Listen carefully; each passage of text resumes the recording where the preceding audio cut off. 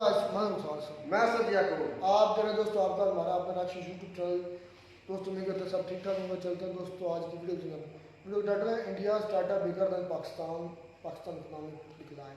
صحیح مذمت کی ویڈیو یار یہ بڑی شاندار ویڈیو بھائی میں آتا ہے پاکستانی لیکن لگتا نہیں کہ یہ پاکستان ہے. اس کی سوچ کا زاویہ بہت وسیع ہے.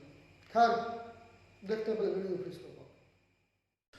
2022 میں جنرل باجوہ کے انڈر جو نیشنل سیکیورٹی پالیسی پاکستان کی آئی تھی اس میں لکھا ہوا تھا کہ 100 years of peace with India, یعنی کہ 100 سال تک ہندوستان سے کوئی رائیولری نہیں کی جائے گی. بہت سے صحافیوں نے یہ بھی بات کی تھی اس وقت کہ یہ کہہ رہے ہیں کہ ہندوستان سے کشمیر کا ڈسپیوٹ حل کیے بغیر بھی بات ہو سکتی ہے، جو کہ غداری کے زمرے میں آتا ہے. تو آرگیومنٹ لوگوں نے یہی کیا، میڈیا کے اندر ڈبیٹ یہی ہوئی کہ پاکستان کو بیچا جا رہا ہے اور رسپیکٹ نہیں کی جا رہی پاکستان کی ایڈیولوجیکل فاؤنڈیشن کی، کیونکہ ایک ملک بنایا اس لیے تھا کہ ہندوستان میں جو زیادتیاں ہیں اس کے خلاف لڑا جائے. تو اب کیسے اس لڑائی کو ختم کر لیں؟ اس کی وجہ کہ ایگزسٹینشل کرائسس کا شکار ہو جائے گا پورا ملک، جس کی فاؤنڈیشن کا پرنسپل ہی بیسکلی یہ ہے کہ ہم نے ہندوستان سے ایک اسٹیٹ آف کولڈ وار میں رہنا ہے اور ان سے دوستی نہیں ہو سکتی. تو اس پر بہت سے لوگوں کو اعتراض یہی تھا کہ یہ نیشنل کاز کو بیچنے کے مترادف ہے. لیکن دوسری طرف اگر لڑائی کی بات کی جائے تو بیلنس آف پاور کتنا ہے یہ اس خبر سے آپ کو آئیڈیا ہو جاتا ہے، جس کو ڈسکس کرنے کے لیے آج ہم یہاں پر آئے ہیں. اور یہ خبر ہے ٹاٹا گروپ کے حوالے سے، جو ہندوستان کا ایک کانگلومریٹ ہے، صرف ایک گروپ آف کمپنیز ہے جس کا کلیکٹیو جو مارکیٹ ویلیو کا سائز ہے وہ $365 بلین ہو چکا ہے، $365 ارب.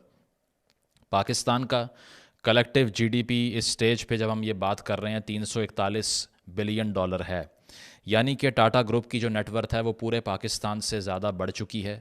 ایک کمپنی جو ہندوستان میں ایگزسٹ کرتی ہے، جو ملٹیپل بزنسز کو اون کرتی ہے، وہ پاکستان سے زیادہ قیمتی ہو چکی ہے.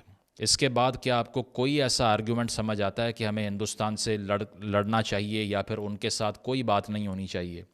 کیا اس کے بعد کوئی ایسا آرگیومنٹ جو آپ کو رائیولری کی طرف لے کر جائے اور آپ کو یہ بتائے کہ ہمارا کام یہ ہے کہ ہم اپنی تمام انرجیز ہندوستان کے ساتھ ڈسپیوٹ لینے میں لگا دیں؟ یہ سینسیبل بات لگتی ہے.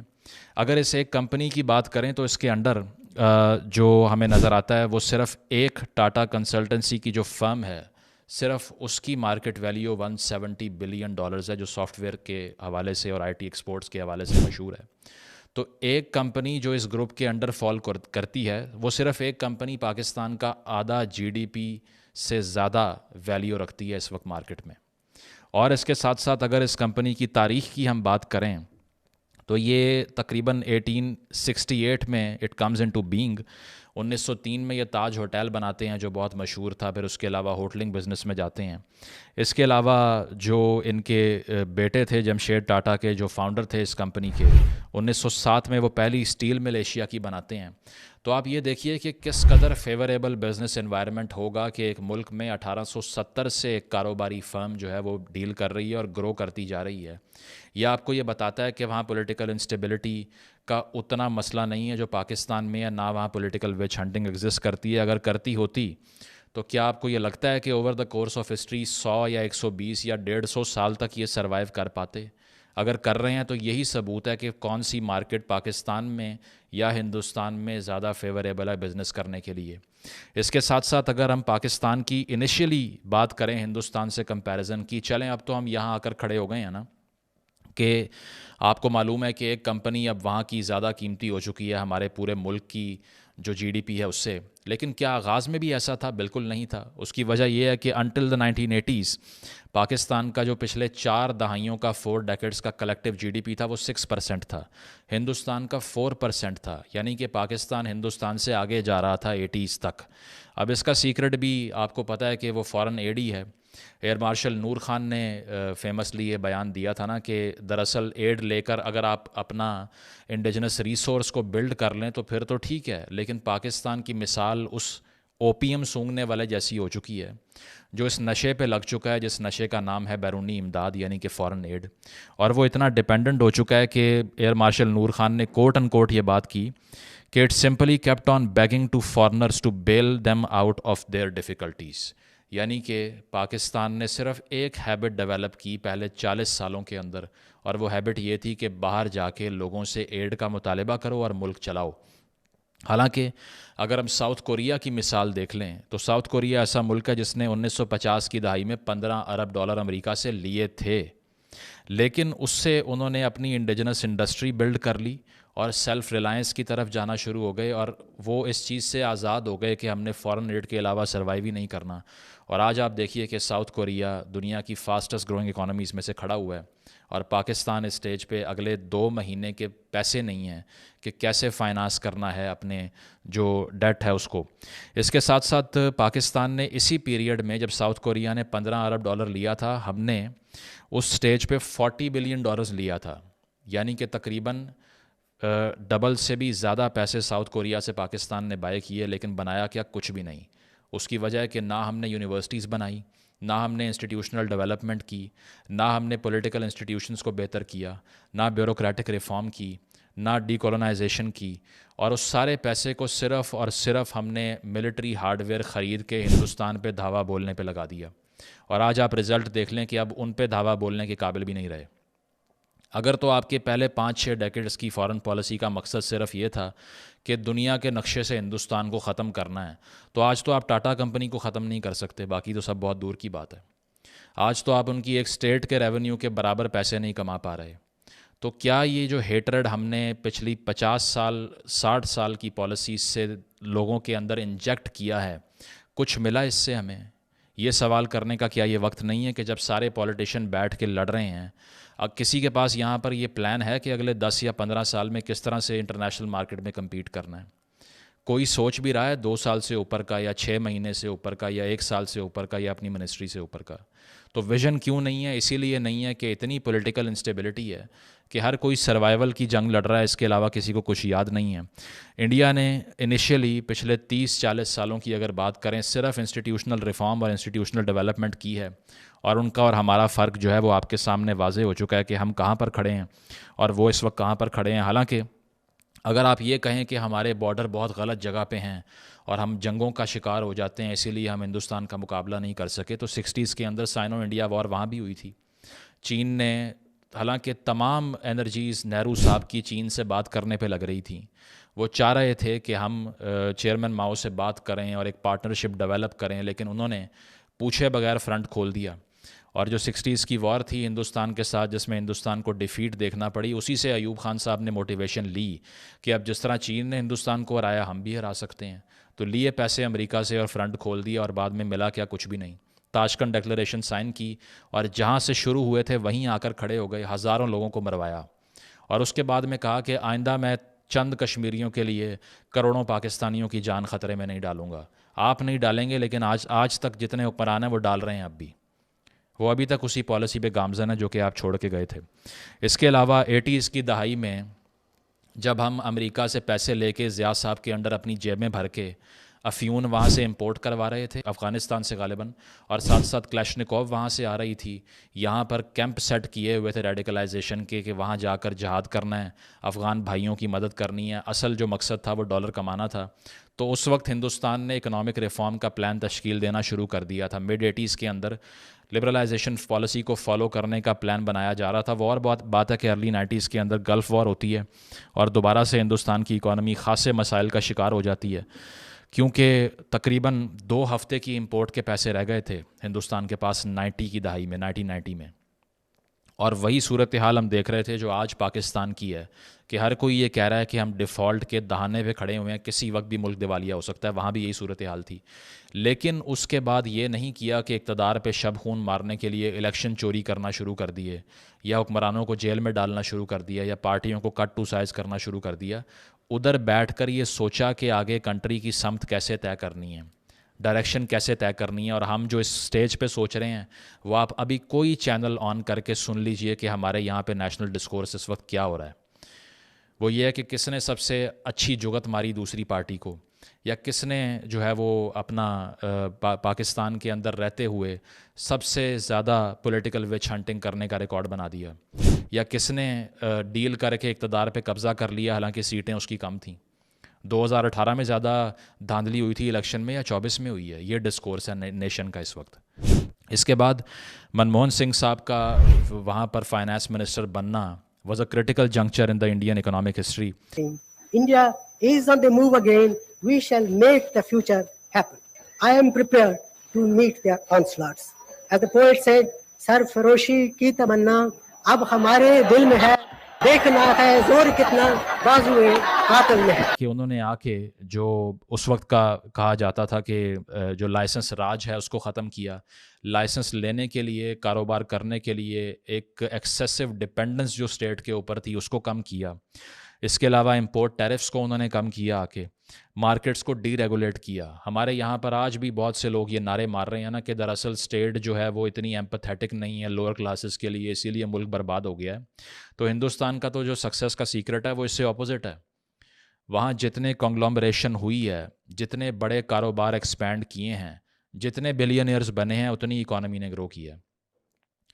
پاکستان کے پاس اس سٹیج کے اوپر کوئی ایک بھی یونیکارن فرم نہیں ہے. یونیکارن فرم کیا ہوتی ہے؟ جو ٹیکنالوجی کمپنی یا پھر اسٹارٹ اپس ہوتے ہیں جو کہ ملٹیپل بزنس اون کرنا شروع کر دیتے ہیں. ہندوستان میں اس وقت 113 یونیکارن کمپنیز ہیں جو کہ $1 ارب سے زیادہ کی نیٹ ورتھ رکھتی ہیں. پاکستان میں ایک بھی نہیں ہے. جو 2 سے 3 بات کی جاتی ہے وہ پاکستانی ہے جو کہ اوورسیز ہیں. اس کے علاوہ پاکستان کے اندر ایئر لفٹ ایسی کمپنی تھی ریسنٹ ہسٹری کے اندر 2022 میں کہا جا رہا تھا کہ یہ پہلا یونیکارن بنے گا، بند ہو گئی، بینکرپٹ ہو گئی. اس کی وجہ یہ ہے کہ لوکل مارکیٹ میں ریگولیشن اتنی زیادہ ہے، حکومت کے اوپر ڈیپینڈنس اس نوعیت کی ہے کہ ہر کسی کو کھلائے بغیر تو آپ چل نہیں سکتے. آپ کو پتہ نہیں ہے کہ میں نے لاجسٹکس اگر بک کروائی ہیں تو کل پیٹرول کا ریٹ کیا ہوگا.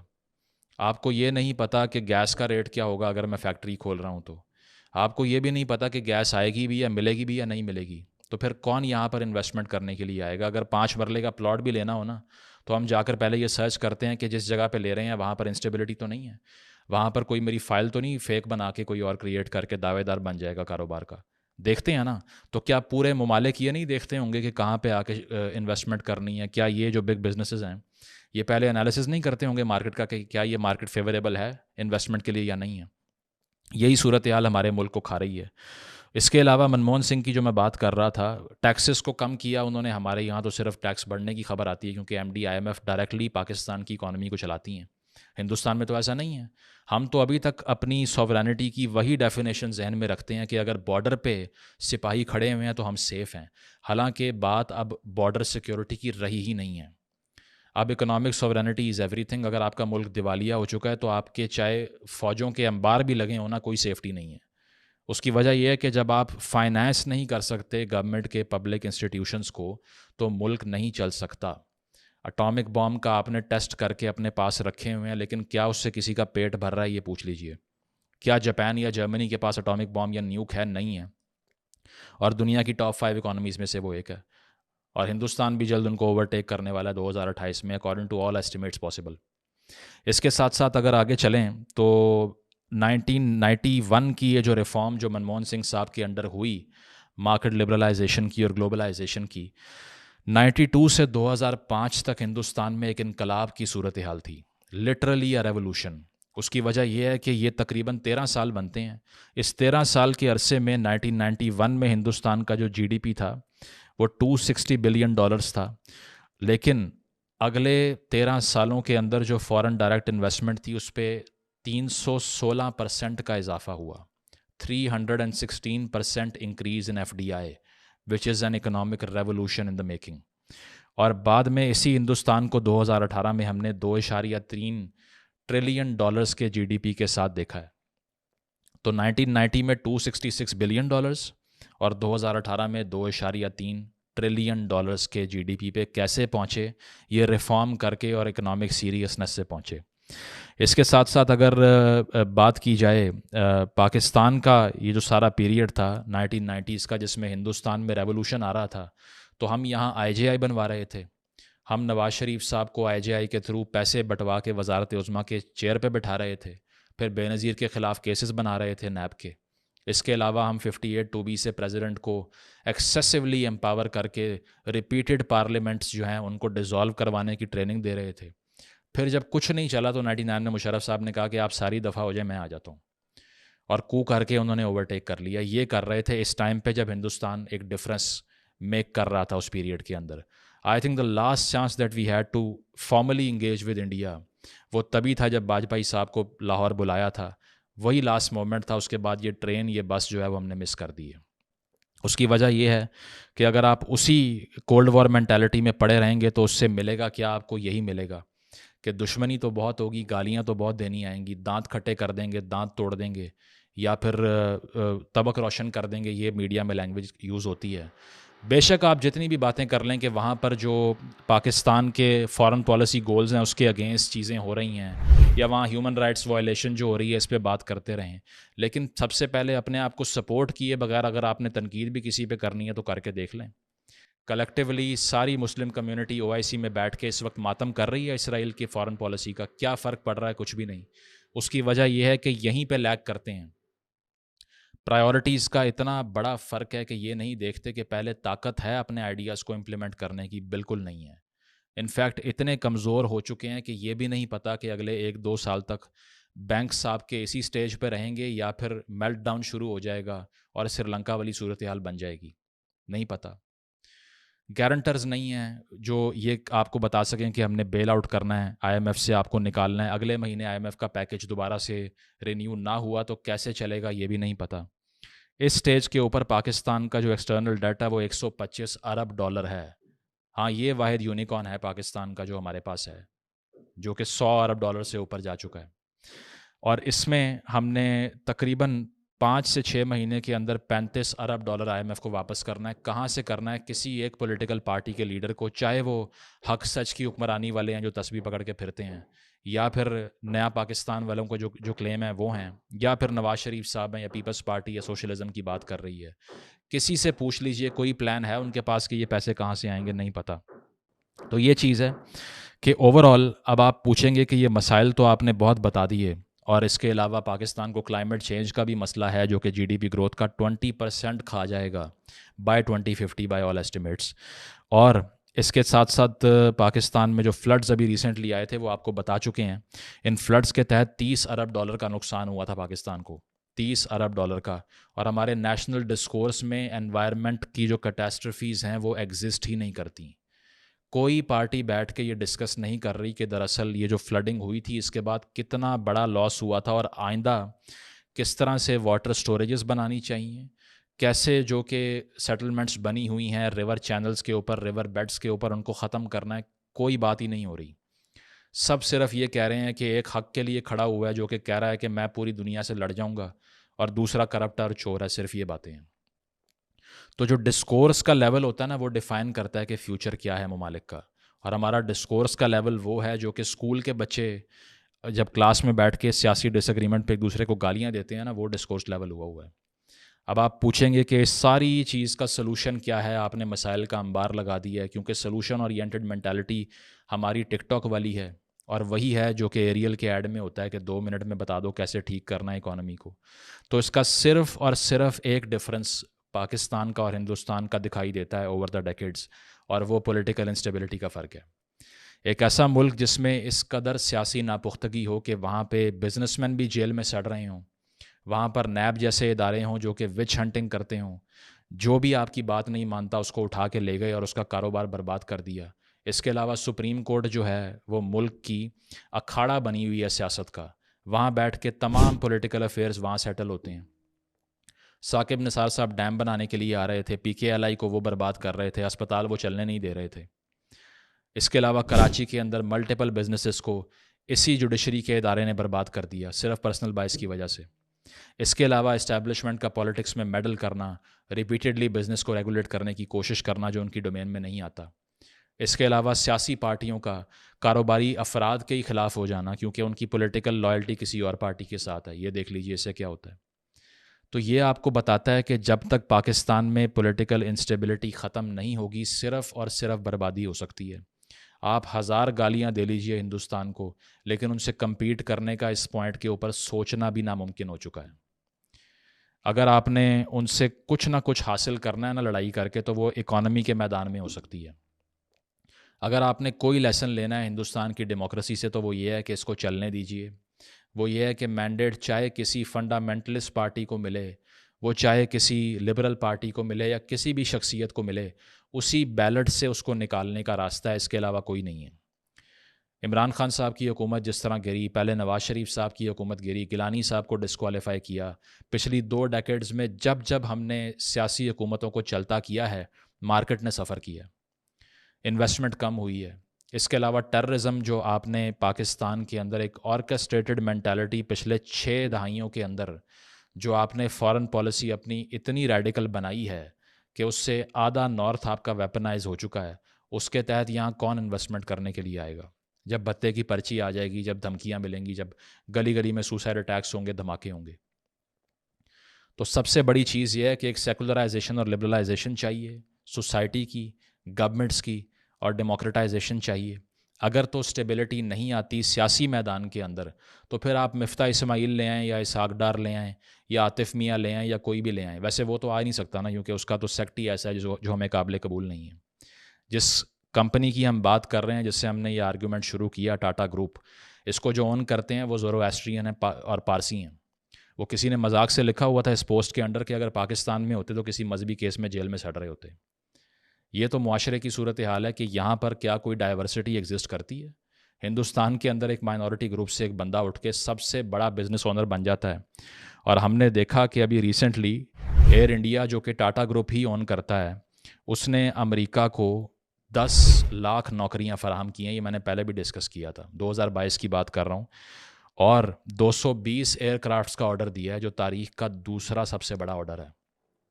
220 جہاز اور بوئنگ طیارے 747 تیار کرنے کا آرڈر دیا، جس کے بعد یو ایس پریزیڈنٹ نے مودی کے لیے لال قالین بچھایا اور سب نے پاکستان میں ماتم کیا کہ یہ تو گجرات رائٹس میں انوالو تھے اور ان کو تو داخلہ منع تھا، ان کو کیسے آنے دیا؟ ایسے آنے دیا ہے. $45 بلین ان کی جیب میں جا رہا تھا، اس لیے کارپٹ بچھایا انہوں نے. اور آپ کو فون نہیں کیا 2 سال تک. عمران خان صاحب چیختے ہوئے چلے گئے اقتدار سے. تو بات یہ ہے کہ پولیٹیکل سٹیبلٹی لانی پڑے گی. جس ادارے کا جو کام ہے اس کو وہ کرنا پڑے گا. یہاں پر بزنس اونرز کو پروٹیکشن دینی پڑے گی، نیب جیسے اداروں کو ختم کرنا پڑے گا. اور سب سے بڑی بات یہ ہے کہ اگر کسی کو آپ نے نکالنا ہے، کوئی ناقابل قبول ہے، تو وہ بیلٹ سے کرنا پڑے گا. تبھی ایک ترقی کی سمت میں چل سکتے ہیں. ادروائز تو آپ بھول جائیے کہ پاکستان اگلے 2 سے 3 سال کے فائنانسز بھی مینج کر سکے. تو جی دوستو ویڈیو ہو گئی ختم. ہاں جی، مودی صاحب کا یو ایس نے ریڈ کارپیٹ پر ویلکم کیا.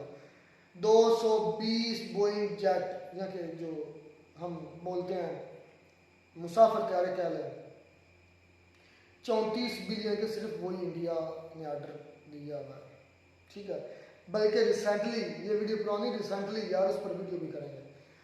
ریسنٹلی انڈیا اور یو ایس اے کے درمیان ایک ایگریمنٹ سائن ہوا ہے آج یا آئی تھنک کل، ایک دن پہلے، کہ اگر چائنا یا کوئی کنٹری انڈیا پر اٹیک کرتا ہے یا U S A per attack کرتا ہے، آئی تھنک ایسے میں نے ابھی کمپلیٹ اس کی فارمیشن نہیں، کیونکہ ابھی میں نے اس کی کچھ جھلکیاں ہی دیکھی ہیں، کچھ ہائی لائٹس دیکھی ہیں. اگر ان پر اٹیک کرتا ہے تو وہ دونوں کنٹری یو ایس اے اور یو ایس اے اور انڈیا اس کنٹری کو مل کر جواب دیں گے. لیکن اگر چائنا انڈیا پر حملہ آور ہوتا ہے تو یو ایس اے اپنی پوری طاقت کے ساتھ چائنا پر حملہ آور ہوگا، انڈیا کی سپورٹ کرے گا. اور اگر چائنا یو ایس اے پر حملہ کرتا ہے تو پوری طاقت کے ساتھ انڈیا جو ہے وہ مطلب کہ یو ایس اے. ادھر ایک پوائنٹ میرا بڑا امپورٹنٹ ہے. میں یہ جب ہائی لائٹس میں نے سنی ہے، اس پر بقدر ویڈیو میں کروں گا. آج میرا پرشانت صاحب کی ویڈیو اس پر ضرور آئی ہوگی. میرا ادھر ایک پوائنٹ ہے، جاتے جاتے یہ سنیں، انٹرسٹنگ پوائنٹ آ گیا. مان لیا یو ایس اے انڈیا نے پیکٹ سائن کر لیا انڈیا چائنا کے لیے. اگر رشیا نے اٹیک کر دیا U S A per, U S نے اٹیک کر دیا رشیا پر، تو انڈیا کیا کرے گا؟ پھر بھائیو انڈیا کیا کرے گا؟ یہ میرا کوشچن ہے. یہ جب سے میں ہائی لائٹس میں میرے ذہن میں پہلا سوال یہی آیا تھا. اور ان سائن کی میرے بھائی کوئی بات نہیں ہوتی جب ایک دوسرے کو اپنی اپنی پڑ جاتی ہے. میرے بھائی یہ مفادات ہیں ہائی لیول کے بزنس کے. چلیں خیر اس ٹاپک کو پھر ڈسکس کریں گے کسی ویڈیو میں. مین ٹاپک ہے کہ انڈیا کی ٹاٹا $365 بلین اور پورے پاکستان کی جی ڈی پی، سب سے پیارا پاکستان، راج دلارا پاکستان، سبز ہلالی پرچم، پاک فوج زندہ باد، پاک پرچم زندہ باد، پاکستان دنیا کی number 1، I S I number 1، پاک آرمی نمبر 1، پاکستان عوام نمبر 1، اور ان کی G D P 343 billion. Shame on अच्छा, ये सारा ड्रामा Shame क्या, on you. क्या मतलब था ये सारा ड्रामा जो तुमने किया है? मैंने किया अब ये तुम ड्रामा ही कर रहे थे और क्या कर रहे अच्छा थे? मैं ड्रामे कर रहा हूँ, और क्या कर रहे हो? पाकिस्तान की एस्टेब्लिशमेंट ड्रामे नहीं कर रही, पाकिस्तान के सियासतदान ड्रामे नहीं कर रहे, मैं ड्रामे कर रहा हूँ। तुम ही ड्रामे कर रहे हो, वो तो करते ही करते हैं, तुम भी शामिल हो गए हो। उन्होंने सिखाए, उन्होंने करने ड्रामे, तो तुम भाई काम करके दिखाओ, ड्रामे क्यों करते हो? काम तो कुछ करने किया देते हैं है, हमें। कुछ किया एक है सेकंड तुमने? एक सेकंड, वो काम करने देते हैं? तुम्हें तुम्हारे हाथ पकड़े हुए हाँ काम जी, नहीं करते? इसी पॉइंट पर आ जाओ। पाकिस्तान से कम बेशी इस वक्त दुनिया की बहुत बड़ी जो कंपनीज जा चुकी हैं, उसका नाम एक सैमसंग जा चुका, क्योंकि उस पर भी मॉब ने अटैक किया था, मतलब रेडिकलाइज मुस्लिम ने। फिर एक कोरियर कंपनी है, मतलब जो तरसील करती चीज़ों की, बड़ी इंटरनेशनल लेवल की है, वो भी जा चुकी है। पाकिस्तान के अंदर देखिए, आपके फैसलाबाद के अंदर की न्यूज़ है, 100 फैक्ट्रियाँ बंद हो चुकी हैं। फैसलाबाद वजह मैं बताता हूँ, वजह क्या है? टैक्स। कितनी फैक्ट्रियाँ हैं? टैक्स 100 फैक्ट्रियाँ, टैक्स वजह है। फैसलाबाद में टोटली कितनी फैक्ट्रियाँ हैं? मैं इसकी एक एग्जांपल बताता हूँ, मुझे टोटल का नहीं पता। मैंने ना alibaba.com है, चाइना की बहुत बड़ी वेबसाइट है, मुझे चाइना की है। उसने कुछ चीज़ें, मतलब जब उसको सर्च किया और उसको खंगाला, तो मैंने बड़ी चीज़ें म्यारी और अच्छे दामों में मैंने देखी, तो मैंने कहा यार क्यों ना ये मैंने मंगवाऊँ। अब मुझे थोड़ी पता था कि ये मैं नहीं कर मंगवा सकता। मैंने उधर जो सेलर था उसको कांटेक्ट उसके साथ किया, मैसेज किया और चैट हुई। उसने कहा तुम कहाँ से हो? मैं कहा पाकिस्तान से। कहा नहीं यार, हम नहीं पाकिस्तान में नहीं भेज सकते। मैं क्यों? वो कहता है फॉरवर्डर को ढूंढो। मैंने कहा फॉरवर्डर मीन तो कोई शिपिंग एजेंट ढूंढो। मैं कहा फिर मैंने आई थिंक एक शूज़ पसंद किए थे, वो alibaba.com पर मुझे जनाब मिल रहे थे, अगर मैं गलत नहीं हूँ तो मेरा ख्याल में $1.5 में, कम से कम $550-600 में मिल रहा था, या $2 में मिल रहा था। तो जब मैंने पाकिस्तान में पूछा कि यार ये पाकिस्तान में कितने में मुझे पड़ेंगे, उसने कहा भाई $45। कितने? $45। alibaba.com पर वो मुझे $1.5-2 में पड़ रहे थे, और पाकिस्तान में अगर मैं मंगवाता हूँ तो कितने? $45 मीन $45 का मतलब है पाकिस्तान के अंदर कमो बेश 14,000 रुपया, 13 से 14,000 रुपया। मतलब कि अगर मैं वही प्रोडक्ट alibaba.com से पाकिस्तान में मंगवाता हूँ, अगर कोई कंट्री किसी और में मंगवाता है तो वो उसको 500 पाकिस्तानी रुपये में पड़ेंगे, पाकिस्तानी रुपये में 500-600 रुपये में पड़ेंगे। और अगर मैं वही चीज़ alibaba.com से पाकिस्तान में मंगवाता हूँ तो वही 500-600 वाले मुझे जो जूते हैं 700 वाले, वो मुझे जनाबे वाला 13,000 में। टैक्स क्यों बढ़ते हैं मुल्कों पर? मुल्कों में टैक्स क्यों बढ़ते हैं? आम पेट, अपने पेट में भरना होता है। अपना पेट भी होता है, और कर्जा सबसे बड़ा मसला है पाकिस्तान का। बैरूनी मैंने सिर्फ एक लाइव एग्जांपल अपनी दी है, मैंने किसी कंपनी की नहीं दी। वजह बयान कर दी। वजह जो भी हो, तुमने पूछा है कि क्यों बंद हो रहे हैं, क्यों ये तुमने ड्रामा किया। मैंने कहा पाकिस्तान की गवर्नमेंट टैक्स इतने लगा रही है कि देखो कारोबार नहीं करना चाहता। क्या इस, अब मुझे ये बताओ एक चीज लगता है पाकिस्तान की गवर्नमेंट लगा असल रही है। भाई एक 700 रुपए की चीज मुझे मिल रही है, वही मैं अगर तो पाकिस्तान में तुम्हारी बात 13,000 की मुझे मिलती है, मेरी बात सुन, तो मैंने कोई तुम्हारी पागल बात- है जो वो चीज लेगा। ना ले, मैं ये बात नहीं करता ले, मैं एक बात मैं बताने की कोशिश कर रहा हूँ कि ये अभी पाकिस्तान के लीडरशिप की बस की बात ही नहीं है रेट को नीचे करना। किसके बस की बात है फिर?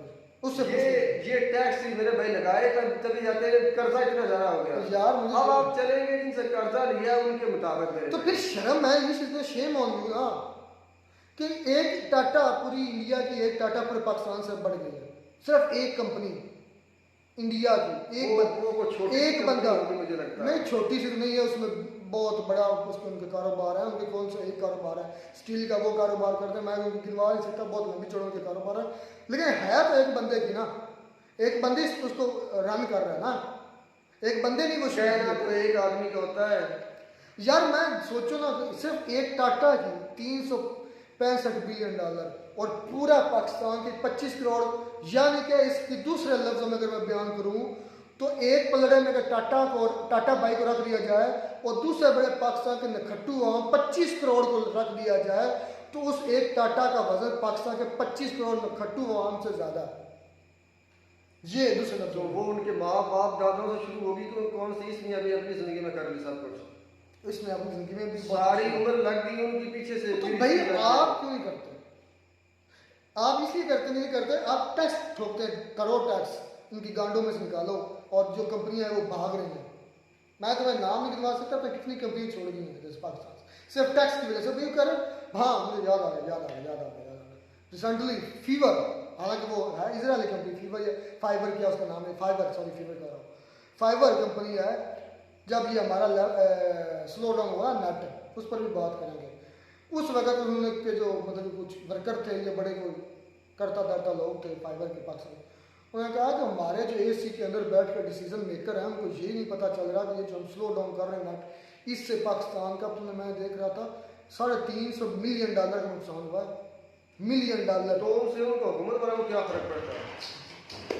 چلیں پیسے کو پیسہ کھینچتا ہے میرے بھائی. افسوس ہے, یہ ہے افواد صدات ہماری نہیں, ہمارے لیڈرز کی.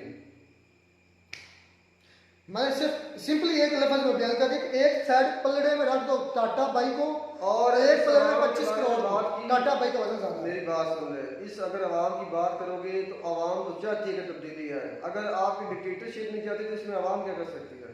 عوام وہ نہیں کر سکتی جو میں کہتا ہوں, بس اتنی سی بات ہے.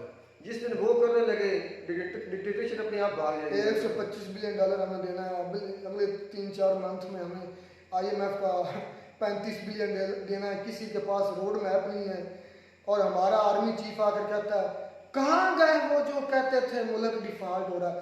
یعنی کہ وہ اتنا پرسنل ہو گیا, وہ کنجر اتنا پرسنل ہو گیا آرمی چیف ہوگا کہ وہ ڈائریکٹ آرمی چیف PTI کو جواب دینے کے لیے پریس کانفرنس کرتا ہے. یہ ان کا لیول رہ گیا. وہ PTI کو ڈائریکٹ جواب دینے کے لیے پریس کانفرنس کرتا ہے. یہ ان کا لیول ہے. ہمارے اداروں کا یہ لیول رہ گیا کہ ایک بندے کی نفرت میں, بغض میں, کینہ میں, عداوت میں, ایک بندے کی دعوت میں اتنا گر گیا کہ ان کو پاکستان کی ہوش نہیں رہی. اس کو جواب دینے کے لیے کانفرنس کرتے ہیں. کبھی آج تک انڈیا کو جواب دینے کے لیے بھی کانفرنس کیا کہ 93,000 سرنڈر کروایا تھا, یار کیوں کروائی, ان سے بدلا لو. وہ آپ ہی نہیں چاہتے تو وہ کیا کریں گے؟ وہ تو عوام چاہتی نہیں کہ بدلا لے.